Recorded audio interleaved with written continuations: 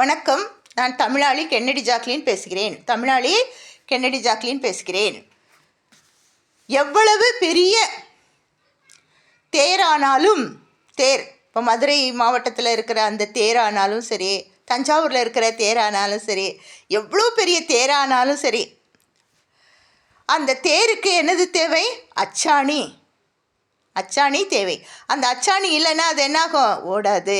நம்ம என்ன பண்ணுவோம்? அந்த தேரை தான் பார்ப்போம், அந்த தேருடைய பெருமையை தான் பார்ப்போம், அதில் இருக்கிற அந்த மன்னரை பார்ப்போம், இல்லைன்னா அதில் இருக்கிற அந்த சாமியை பார்ப்போம், அந்த தோரணங்களை பார்ப்போம். இதெல்லாம் நம்ம பார்த்து ரசிப்போமே தவிர அந்த அச்சாணியை தான் அது இயக்குதுங்கிறது நம்ம பார்ப்போமா? பார்க்க மாட்டோம். இது ஒரு கம்பராமாயணத்தில் ஒரு சின்ன ஒரு இன்சிடெண்ட் பாருங்கள். கைகேயி அயோத்தி மாநகரத்தில் உள்ள ஒரு சிற்றரசருடைய மகள். அதாவது கப்பம் கட்டுறாங்கல்ல, இப்போது தசரதன் பெரிய அரசர், அவருக்கு கப்பம் கட்டுறாங்க அவங்க அப்பா. அதனால் என்ன பண்ணுவாரோ, அவர் சில சமயங்களில் சாரதியாக தேரை ஓட்டுபவராக வருவாராம். இந்த வேளையில் இந்த அம்மாவும் அப்போல்லாம் ஆண்கள் பெண்கள் எல்லாம் பாகுபாடு கிடையாது. இந்த அம்மாவுக்கும் தேர் ஓட்ட தெரியும். உடனே என்ன பண்ணாங்க, தன்னுடைய தந்தைக்கு பதிலாக அன்று அவர்கள் சென்றிருந்தார்கள். அப்போ சென்றிருக்கும்போது பார்த்திங்கன்னா, அந்த தேர் வேகமாக போகும்போது போரில் அசுரர்களுக்கும் தேவர்களுக்கும் இடையில் நடந்த அந்த போரில் கலந்து கொண்டு இருக்கிறாங்க. அப்போ என்ன ஆச்சு, இடையில அந்த அச்சாணி கலண்டுடுச்சு. கலண்ட உடனே என்ன பண்ணாங்க, இந்த அம்மா தன்னுடைய கையாலே அந்த அச்சாணியை அப்படியே பிடிச்சிட்டாங்க, கீழே விழாமல்.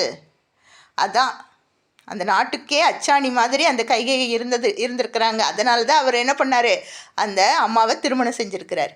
புரியுதா? அதே போல் நம்ம வீடுகள்லையும் பாருங்கள், சில பேர் அச்சாணியாக இருப்பாங்க. அச்சாணினா யார்? குடும்பத்தில் தலைவன் தலைவி.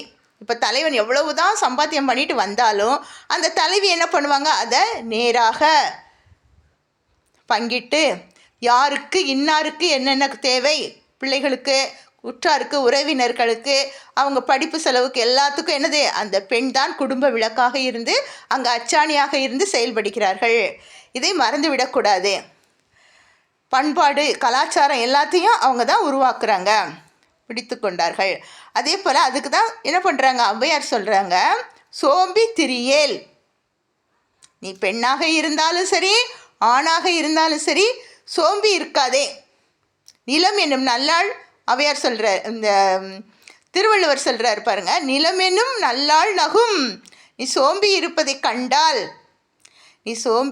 கண்டால் உன்னை பார்த்து நிலம் என்னும் நல்லாள் நகும். அதனால் சோம்பலை முறித்துவிடு.